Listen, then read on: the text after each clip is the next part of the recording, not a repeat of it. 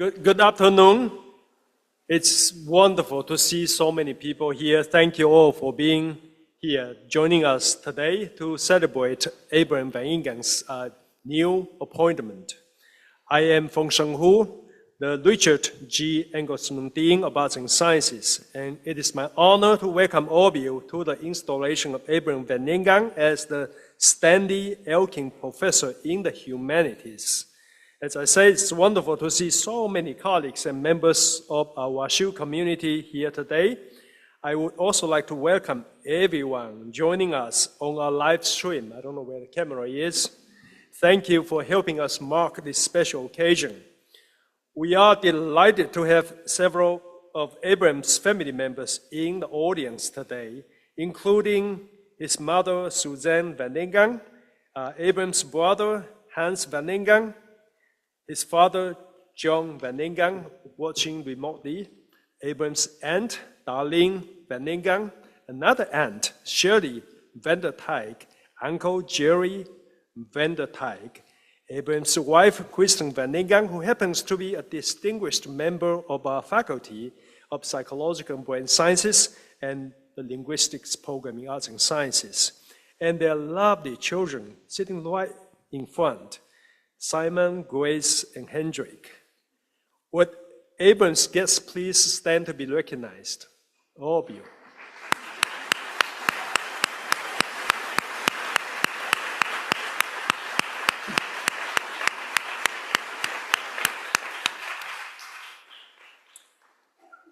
Although she could not join us in person, we're delighted that Molly Elkin, Stanley Elkin's daughter, is joining us via our live stream. Thank you, Molly, for being with us today for this very special occasion. I am so pleased to be back in Holmes Lounge for this special celebration. Installation ceremonies are, without a doubt, among my favorite activities because they allow us to honor our generous donors and recognize the accomplishments of our esteemed colleagues. They are also a chance to celebrate the momentum we're building in our classrooms, labs, and studios. As many of you know, we are now several years into the decade of arts and sciences, a period of significant growth that will make WashU a model for universities around the world. This ambitious vision has us investing in our students, faculty, and community in unprecedented ways. As many of you know, Abram Van Engen played a critical role in developing the Arts and Sciences Strategic Plan, serving as co-chair of the steering committee and one of the document's lead authors. It goes without saying that writing this comprehensive vision, 10-year vision, for a school as important, as big, and as heterogeneous as arts and sciences was no easy task. But Abram was up to the challenge, and he really did far better than I had envisioned initially. So here's the background story. I appointed Abram as a Dean's Fellow for Interdisciplinary Collaboration and Innovation shortly after I arrived at WashU about 4 years ago, and after consulting several colleagues and meeting with Abram a couple of times. But a few months into the project, I reassigned him. Basically, we started the strategic planning process. And so when we started the process, I thought I would pair Abram up with Deanna Barge, at the time the chair of the Psychological and Brain Sciences Department, so that Abram could learn from Deanna and other colleagues on the steering committee. Well, long story short, Abram took the assignment really seriously, and he was really a pro from the outset.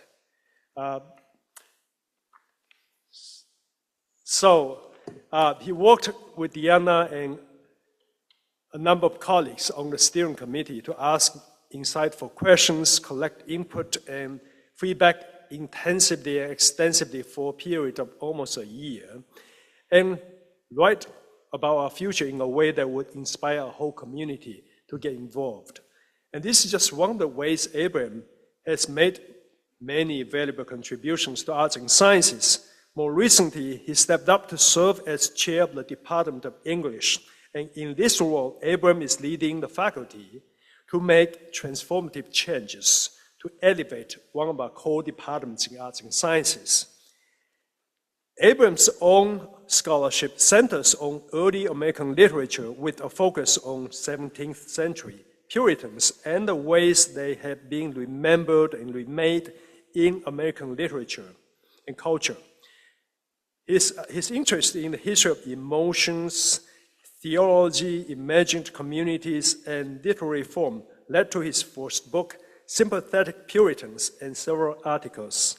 His second book, City on a Hill, was published in 2020 and offered a deeper look at the history of American exceptionalism. The book went on to win the Pelican Award and the Peter Gomez Memorial Book Prize. His articles have appeared in numerous journals, earning him the Walter Muir Whitehill Prize in Early American History. Abram's interests also extend beyond religion and literature to include poetry and public scholarship.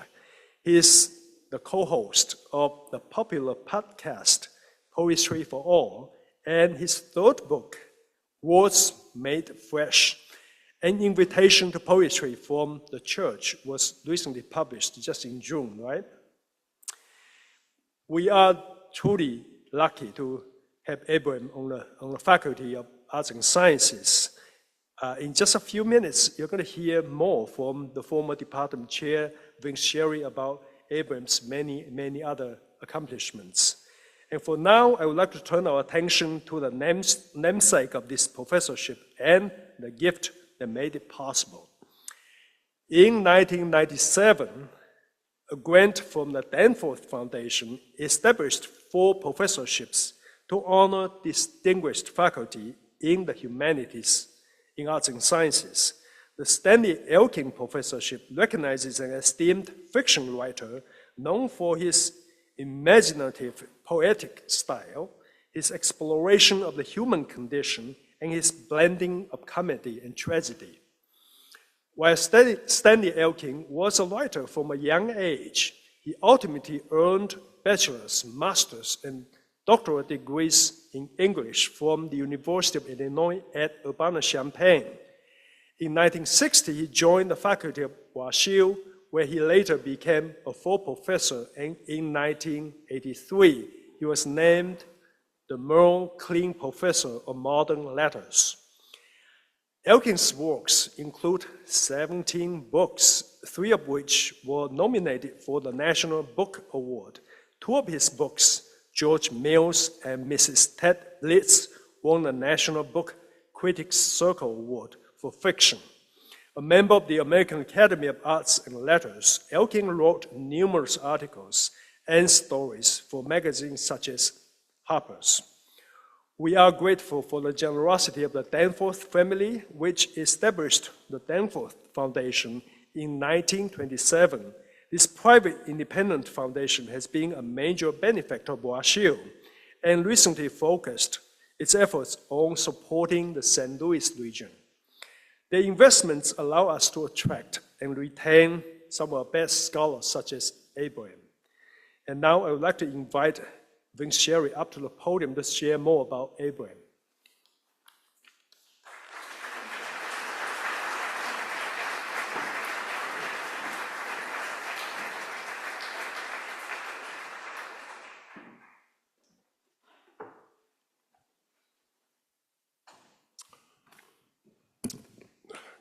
Hello to everyone.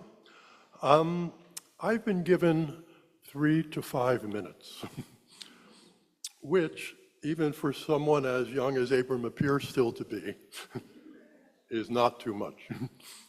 And today, this event, this recognition, this endowed chair, is kind of about too much. The overplus that Abram really is. So there's a lot to edit away in this. I'm going to find a line through time here and end on time. I'll end where most of us know Abram best. That is as a leader in our college, in our profession, certainly in our department.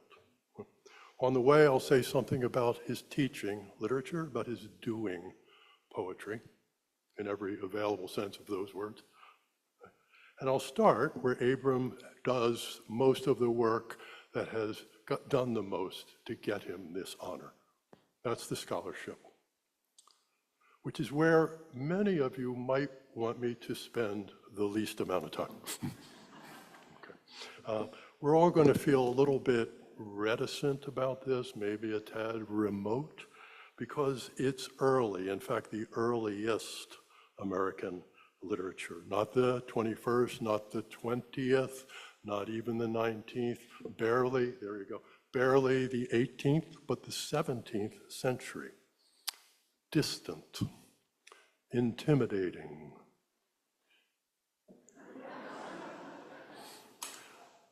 These are not the Puritan parents. They aren't even the children or the grandchildren or maybe the great-grandchildren. Like they're the great-great-great-grandchildren. And this pair went to progressive school. Okay, they're the outgoing ones. Think about the challenges of making their great-great-grandparents interesting. Okay, that's what Abram has had to work with. You know, why he took this up is for him to explain to us, okay? But that's where he begins. And so he began in his first book. There's the cover. Sympathetic Puritans, Calvinist fellow feeling in early New England. You might think Calvinist and Puritan. I don't know if you're hearing that. What I'm hearing is sympathetic, fellow, early. Okay, those are the pressure points that can turn the distant and intimidating and maybe even forbidding into something intimate and close and real, like with a grassroots feeling for real people and real human problems and connections. Right. That is the feeling that Abram brings into and through the high, and high is the right word here, into the high idea of in the title of his second book, City on a Hill. What Abram does is to bring this much touted motto and slogan in recent American political culture, right, like that lofty city, down to ground, okay? As he follows this phrase from its beginning to now, okay? He takes us from its origin story in a rather obscure New England Puritan setting into its repurposing. In some ways, it's reverse engineering in contemporary American political culture, all right? And as it becomes historically real, it becomes alive, and alive with all its contradictions. That is the rich historicity of Abram's work. He's writing a kind of history in miniature, really a revisionist history of American exceptionalism. This is its record, this is its archive, and this is its narrative. And it is so engaging and so impressive that it won that prize, among other things. And that, along with the first book, is what has secured Abram's place already in the vanguard of American literary scholarship. It would be easy to say that Abram brings all this into the classroom, and he does. But what I want to stress here is what he actually leaves out, okay? And that's any notion of the grandiosity that might attach to all of this distinguished work, okay? A catchword for that attitude, that practice, is in the title of his podcast, Poetry for All. Okay. What it announces is what it does. It makes poetry available for us, for any and everyone. A number of us in this room have taken cameo turns in that program. And whether or not we live up to the ideal of it, we get to feel the idea and the feeling that poetry really does matter for any and everyone, that it speaks to real people about the reality of human lives, and it does something. It says it, all literature, I think, does this. Literature makes that difference in the lives we live, in the history we live. Poetry more so, and poetry especially in this venue. And that's the note I'll be closing on, in appreciating who Abram is. I mean, I don't want to say who Abram is. He'll tell you who he is, and he shows who he is, okay? But what he does as a leader in the department and in the college and the university. He makes an immense difference, not by mugging up, not by power playing, not by aggressing passively, let alone actively, okay? He meets everyone on the level. That's our experience of him in roles ranging widely and highly. As Dean Hu said, he had a major role in the recent strategic planning initiative in the college and the university. It comes right down to the small ward politics of the English department, right, where he does all of this, and especially, which by the way isn't so small anymore. And he's part of the reason for that. Abram leads by finding where we can agree and taking us to where we can go. He finds us where we are, and he takes us to that better place. So I have served in that role, and I have some small sense of what it takes, and it takes a lot. It takes even more to make it seem like it's all natural knowledge. Abram has that, and a lot more. That's what we're here to recognize. The overplus, the unassuming superplus. Abram, congratulations.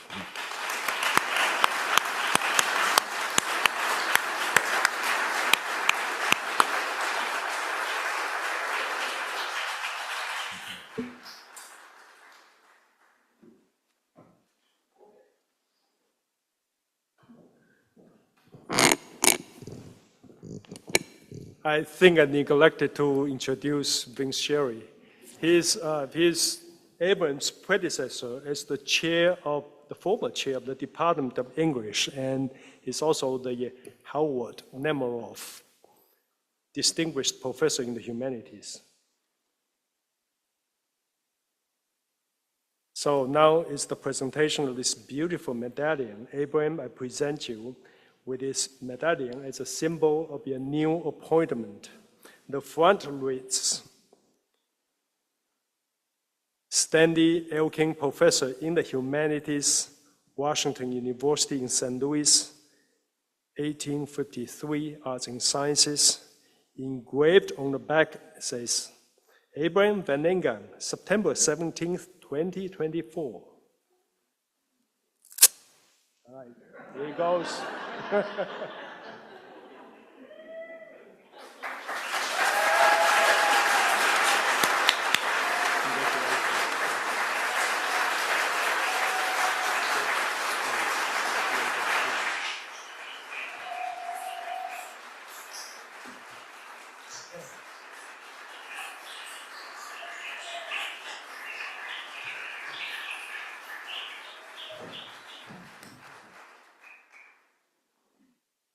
Well, all right. It's a real pleasure to see all of you here. Some of you are standing in the back, and if you want, there are some seats up here, so just make yourself comfortable, because now I got to give a talk for a little bit, so you probably want to just settle in. Thank you, Vince. It's been such a pleasure to work in the department with you, and thanks for raising the bar on the talk that I have to give. That's real nice. As Dean Hu knows, I spend most of my life trying to avoid wearing a tie, so part of me thinks that this is just an elaborate prank to put me in a suit, but here we are anyway. All right, so the talk I want to give today is going to be a little bit about the work and the audiences for that work, and I just want to thank Dean Hu for this honor. It's been a real pleasure to work with you in the Dean's office, Provost Wendland and Chancellor Martin for giving me this honor. I have a whole lot of people to thank tonight, and that could really be the whole talk, though it would be probably a boring talk for most of us. But I want to just get us started with a little story. So when I was 12 years old, my parents took the whole family to Washington, D.C. to see all the sights, of course, and I didn't really see too many of the sights because the entire time my head was buried in a book about the Salem witch trials, which I just found totally fascinating. And here's a picture of me. That's the book, and that's me. And they would lead me by the hand, like through the street, so I didn't get hit by a car. Those are my brothers in the background. I don't answer for them. I don't know what they're doing. But those are my brothers. And so I just wanted to say that my parents have led me a long way since then, making it possible for me to pursue a whole career spent in books.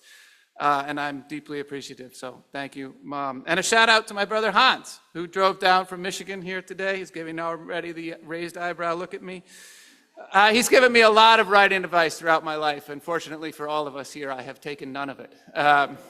Although I would probably have a more interesting career if I had. I also want to share this. This is a picture I keep in my office. This is my grandma Winnie. She grew up on a farm in rural Iowa, and she earned an 8th grade education. And her husband died 4 years into their marriage, and by herself, she raised 3 kids as a single mom in a 2-room house. And her son, my dad, went into academia, and he became a medievalist, an endowed professor, and director of the Medieval Institute at Notre Dame, and all that jazz. She never quite understood what this whole world of academia was about, or all the labor that it really takes, but to her, it really just always looked good. So she used to say to me now and then, "Your dad always lands with his ass in the butter." I'm not exactly sure what that means, to land with your ass in the butter, but I do think that maybe I too now tonight have landed with my ass in the butter. I have a lot of people to thank for that landing, including my grandparents on the other side. My Oma, Esther Wessels, ran a household of 7 daughters. And my Opa was a veteran, a milkman, a grocer, a carpenter, and a storyteller. He put himself through night school so that he'd become what he really loved and wanted to become, a high school English teacher. He knew what I have known, that literature changes lives. The teaching of it is a joy that never grows old. And my Opa's name was Abram. It's his name that I bear. Today I wear another name as well, Stanley Elkin, also a storyteller. I never had the good fortune to know Stanley, but I have read his novels, and they are deep and funny and full of life. And to give just a taste, in one novel he imagines the afterlife, and he gives God all the best lines. He has God complaining about all of his attributes like omniscience and whatnot. And he says at one point, "And omnipotence, that takes it out of you. I mean, if you want to work up a sweat, try omnipotence for a few seconds. To heck with your jogging and isometrics and crash diets." Fortunately, I do not suffer from omnipotence, so I will just keep jogging. But above all, Stanley Elkin loved style. He loved sentences. He loved good language, well written. The rules, he said, are simple. Form perfect sentences and flesh these sentences out in high structures of imagination. I am deeply honored to have a chair endowed in his name, and I hope someday to get a sentence absolutely perfect just for him. Meanwhile, I get to work with wonderful scholars and teachers in English who care about perfect sentences and so much more. I couldn't have asked for a better place to land.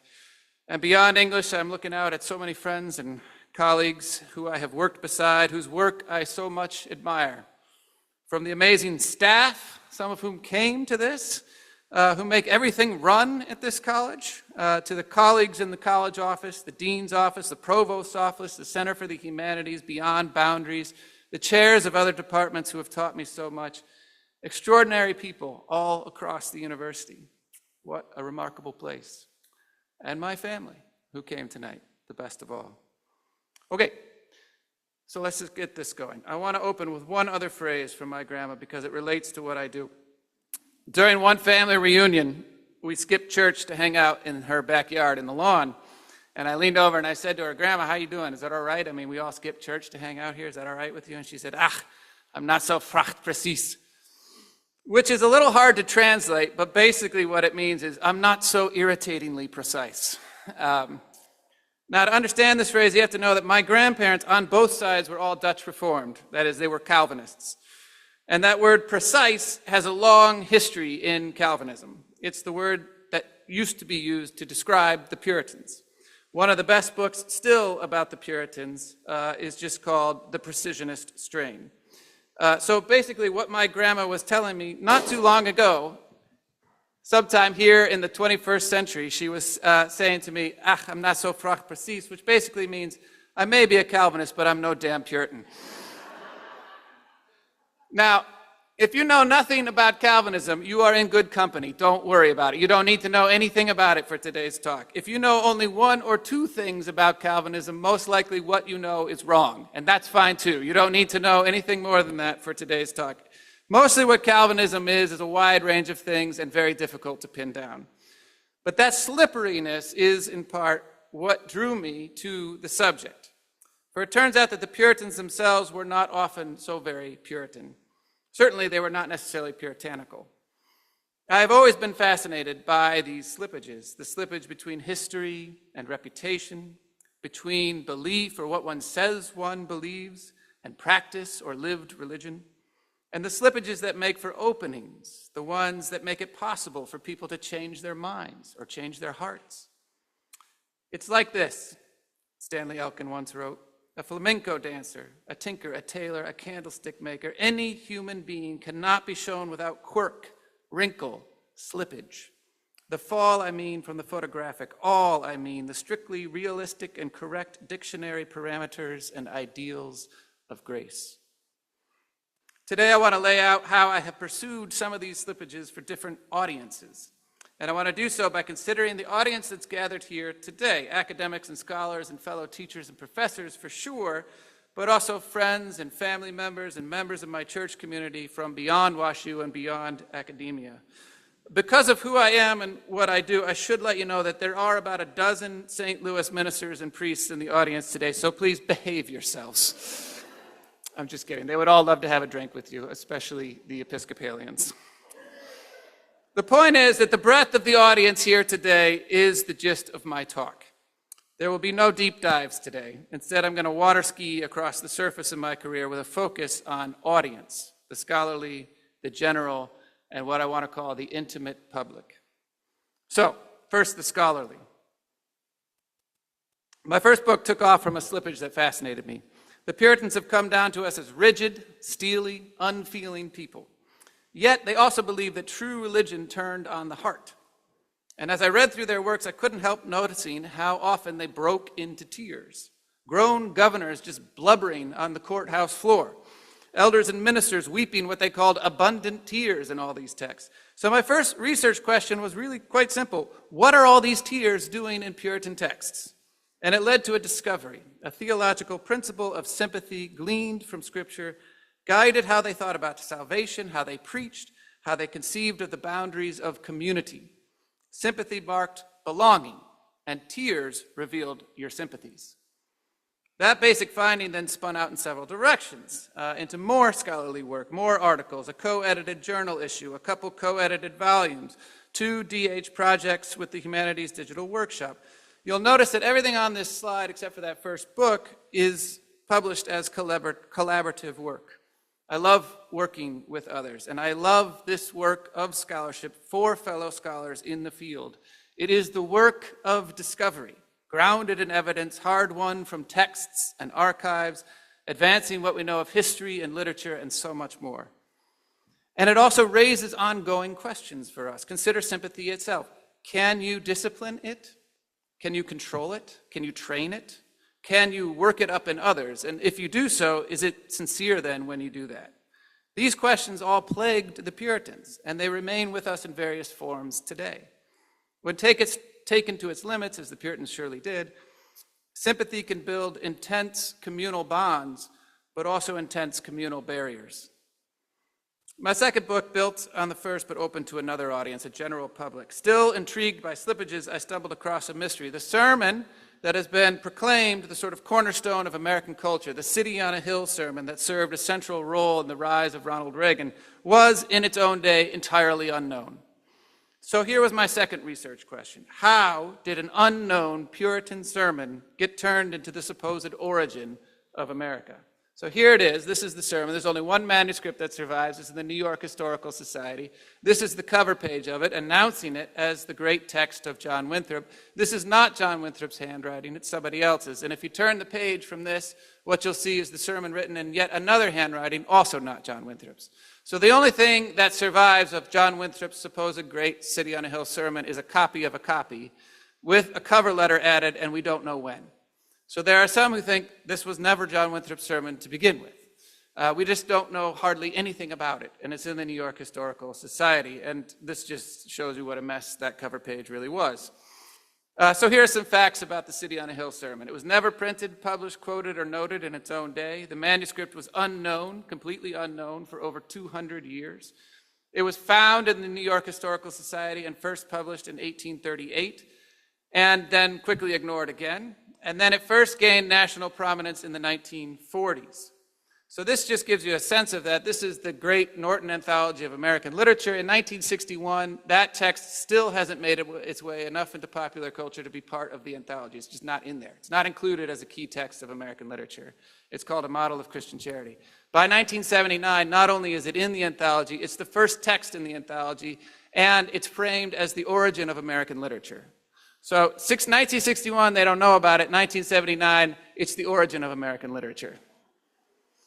This is a chart that we put together in the Humanities Digital Workshop, and this just shows how often the phrase City on a Hill has been applied to America or the United States of America. And you could tell that until the 1950s, it just isn't a phrase that means America. It's only in the 1950s that it begins to take off as a tagline for the nation. And it's through the work of recovering this sermon and then turning this sermon into a cornerstone of American culture. So to figure out what happened, I had to track both the history of that text, the materiality of it, and the history of how Puritans have been perceived in American culture. So, for example, for 1 week, I sat for hours upon hours upon hours in Boston among stacks of old history textbooks. These actually are old history textbooks by one woman, Emma Willard. They're all hers. And all these textbooks range from the 1820s to the 1960s. And I just read through them to figure out how had the teaching of the Puritans changed over 150 years in American history textbooks. It turns out that nobody keeps American history textbooks because they're big, bulky, and expensive to keep. So you have to go to Boston to find an archive that actually keeps American history textbooks. There's a member of the audience who said, when he learned that I was giving a talk, said, "Oh, what are we going to learn about archives or something?" Yes, absolutely, because archives are amazing. They're fantastic. And you go and you spend hours in them, and it's mind-blowing. All right, so anyway, I spent a lot of time in archives. My book then became a book about American origin stories. I was and remain particularly interested in the origin stories that we tell and how they ground national histories, and more generally, how and why we think about and remember early America at all in the present day. These kinds of questions engage both scholars and others. But to write to others, I'd have to focus on what Stanley Elkin cared about most, my sentences. The manuscript I first submitted to Yale was 450 pages with 10 chapters, and my son, who was 9 at the time, said, "These chapters are too long." And my editor, who was older than 9 at the time, said, "This book is too long." And they were both right. So I cut 100 pages and I doubled my chapters, so you're welcome. From this book, other writings emerged, interviews and podcasts and pieces for a general audience. I love the work of writing and speaking to a general audience. I love sharing as broadly as possible what we learn and discover here. So now, for example, I also write a Substack with Peter Baumgarten, who's here, a friend of mine from the business school. And at WashU, I get to work with the incredible program in public scholarship, which was recently elevated to the provost's office, whose whole job it is to build that bridge. Now, as I turn to a general audience, I also turn to a second love of mine, poetry. This has always been a deep-rooted love for me. I first went to graduate school to study 20th century poetry and literary theory. That was my program announcement. This is what I went to Northwestern to do. It's taken me a while to get back to that, but here I am. During the pandemic, I started a podcast with my friend Joanne Diaz called Poetry for All, whose whole design is to teach one great poem to absolutely anyone. Surprisingly, that work took off, and we now have a very large listenership and an avid following. But Not all publics are the same. And here I want to talk about what I call intimate publics, that part of the general public which shares your particular background or beliefs or practices or language or texts. We each have our own intimate publics. Mine just happens to be Christian. Now, I got to say a word real quick about this faith business, because I know it can be awkward to talk about faith business in an academic setting. Don't worry, this is not going to be awkward. We all have deep convictions that drive our work. This just happens to be a very deep one of mine. The only reason for talking about this conviction today is because of the way that it shapes my work. And it's hard to avoid when you write a book with the title "For the Church" in it. So just two quick examples of this. Start with City on a Hill. I had lots of reasons to write that book: curiosity, general interest, scholarly reasons, and otherwise. But one reason I wrote it was because of the dangers of Christian nationalism.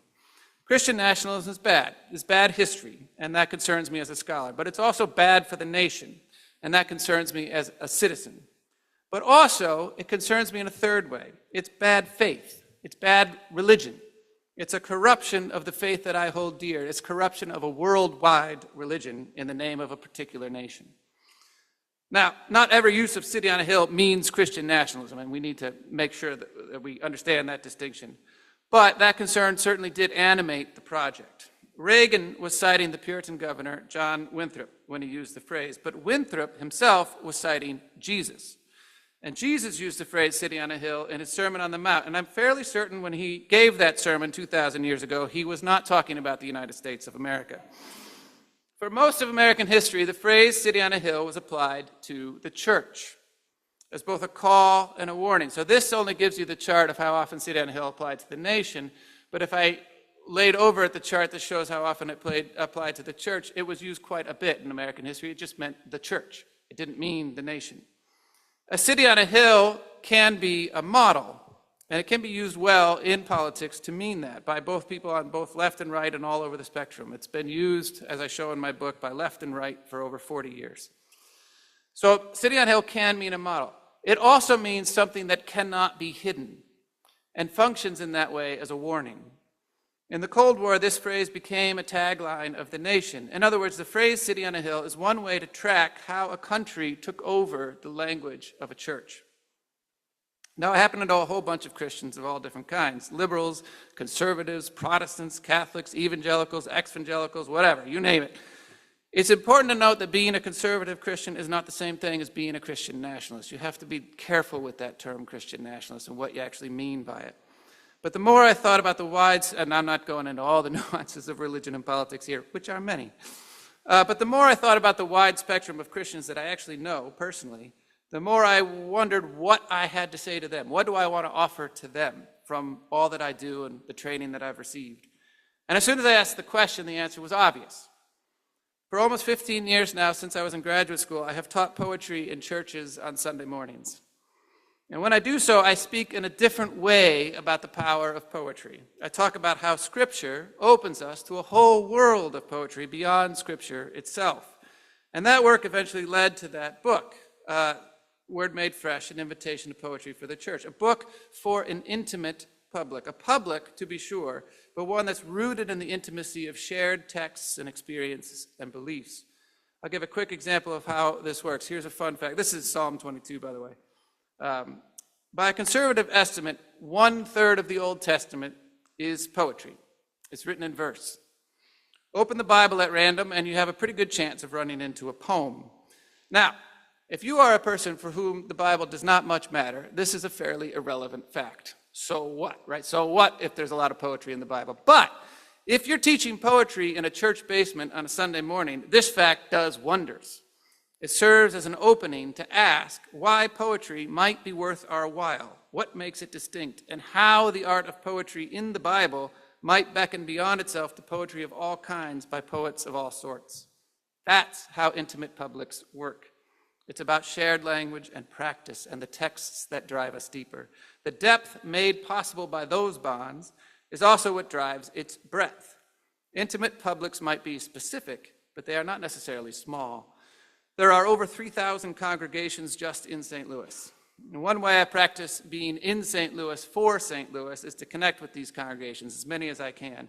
And I do so in part, as some of you know, by working with a nonprofit called the Carver Project. But beyond St. Louis, it turns out that a book for Christians, even about poetry, can have quite a few takers. Through my work, I came to be interviewed by Tish Harrison Warren on poetry and faith for the New York Times, for example. And by the way, if you make headlines ever in your life, or if that's ever your job, make them statements, not questions, because this generated a wide range of responses. My point is that an intimate public can have extraordinary reach, in part because it builds on shared language, a shared bond of trust. But perhaps the most important thing to say about them here at WashU is that we all have different ones. Now, I have to say, when it comes to visual design, I am basically illiterate.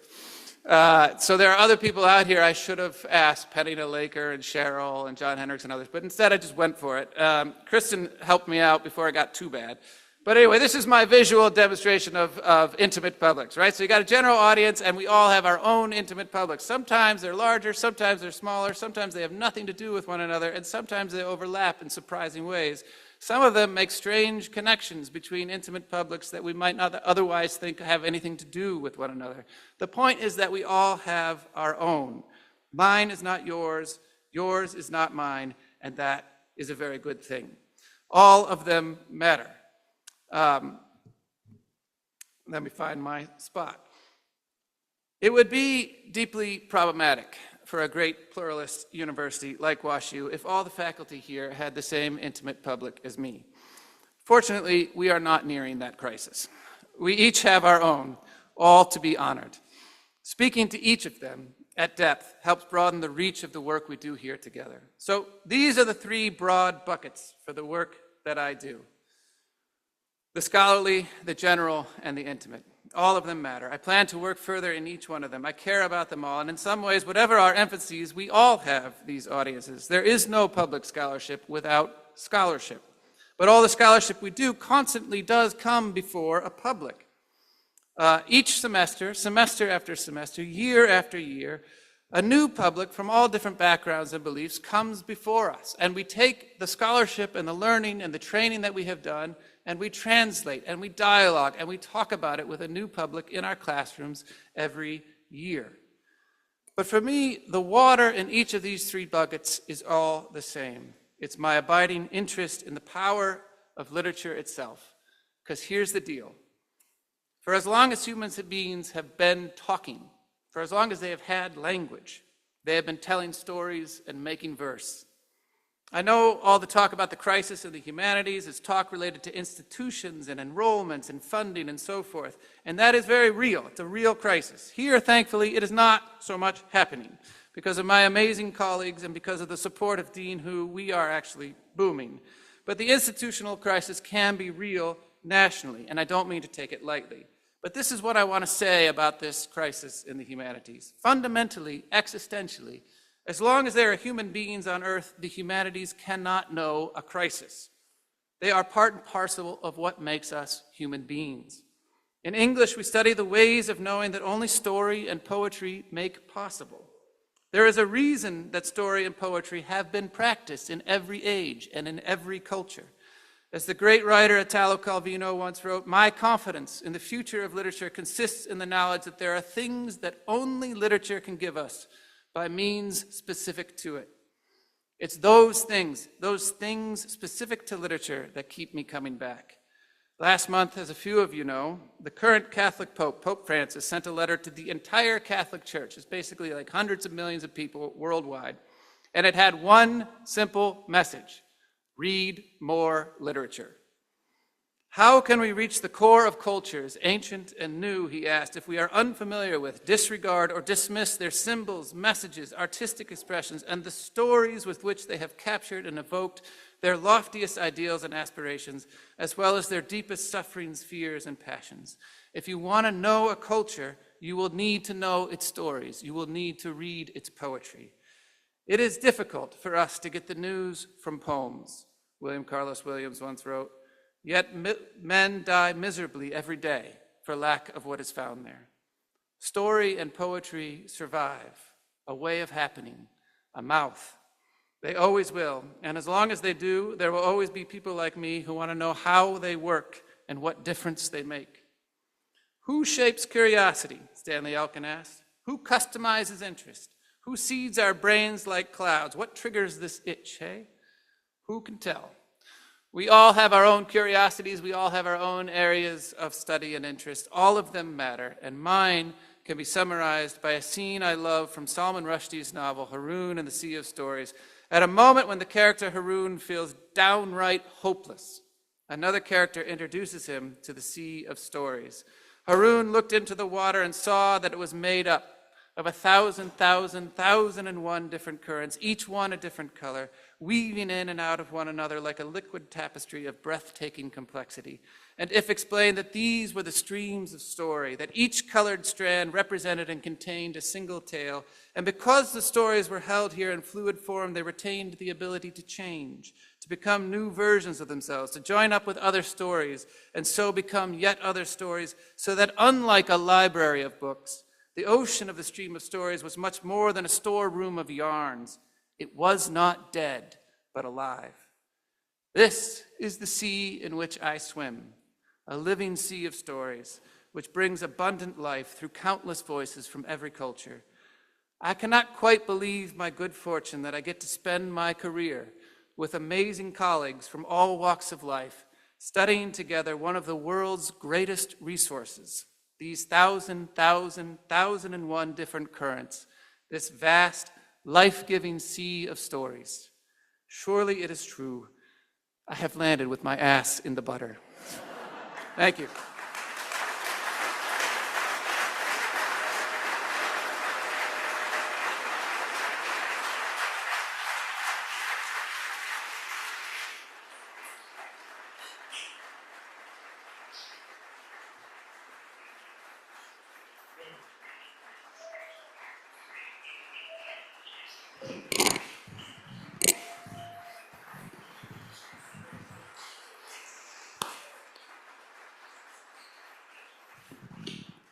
Wow, thank you so much, Abram, for this truly inspiring and insightful presentation.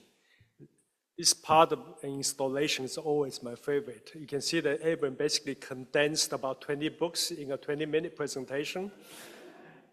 So I want to thank all of you for joining us to recognize Abram's accomplishments and to celebrate the legacy of Stanley Elkin today. So this concludes the formal portion of today's ceremony. I hope you'll join me back there for the reception and offer your own congratulations to Abram and his family. Thank you so much.